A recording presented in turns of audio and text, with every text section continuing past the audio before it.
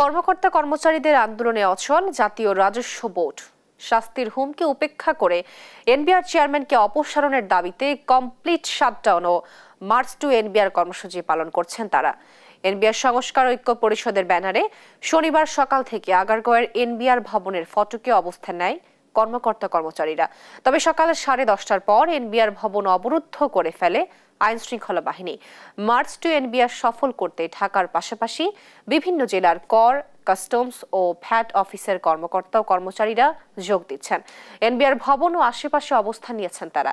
NBR সংস্কারে সুনির্দিষ্ট সিদ্ধান্ত ছাড়া আন্দোলন চলবে বলে জানান ঐক্য পরিষদ নেতারা।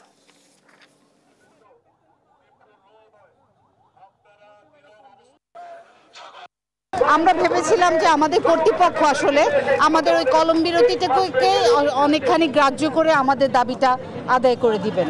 দেখা যাচ্ছে যে আসলে ওনারা কিছুটা ছলচাতুরি করছেন এবং কন্টিনিউয়াস আমাদেরকে আলোচনার প্রহসন দিচ্ছেন। 2 দিন পরে আলোচনা হবে, কিন্তু আলোচনা আসলে কিছুই হচ্ছে না। কমিউনিকেশনটা তো ইফেক্টিভলি এই আন্দোলনটাকে যারা রাজস্ব সংস্কার ঐক্য পরিষদের ব্যানারে হচ্ছে তাদের সাথে তো আপনার যোগাযোগ করতে হবে। এখানে সোশ্যাল মিডিয়া বা ভার্চুয়াল প্ল্যাটফর্মের কথা বলা হচ্ছে, this are not effective tools. We are always very focused.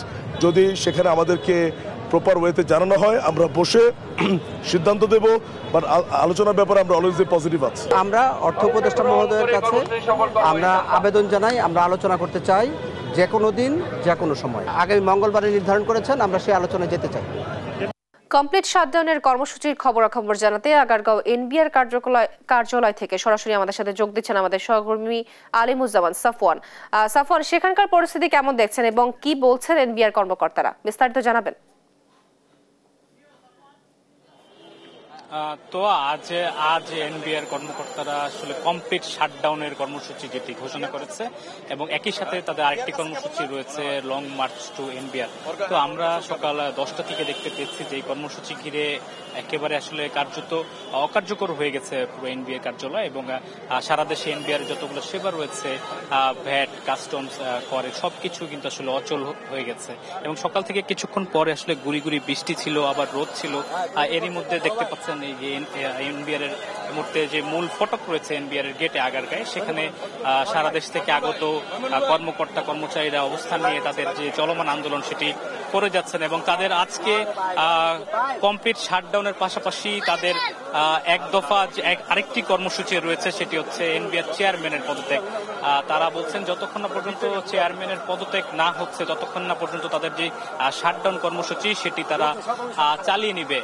এছাড়া এই গত কিছুদিন যাবৎ সারা দেশে কিছু কিছু সেবা কিন্তু এনবিআর কর্মকর্তারা চালিয়ে নিয়ে গেছিল, তবে আজ থেকে যেহেতু কমপ্লিট শাটডাউন অর্থাৎ একেবারে আসলে সারা দেশের যে আমদানি রপ্তানি রয়েছে সবকিছুই কিন্তু একেবারে অকার্যকর হয়ে গেছে। তো কিছুক্ষণ আগে ব্যবসায়ীর একটি সংবাদ সম্মেলন করে জানিয়েছে যে শুধুমাত্র গার্মেন্ট শিল্পেই 2500 থেকে 2600 কোটি টাকা প্রতিদিন তারা আসলে লোকসান এর মুখে পড়ছে।